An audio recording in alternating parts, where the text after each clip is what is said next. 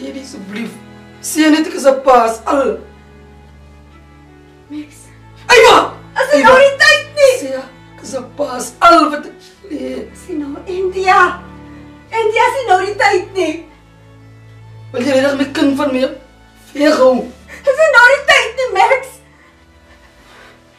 Praat ek so. Max, asseblief.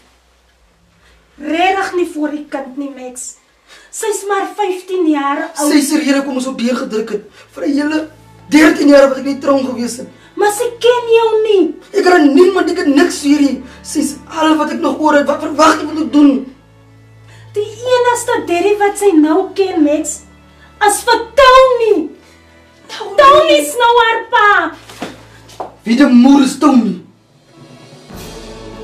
Wie is Tony?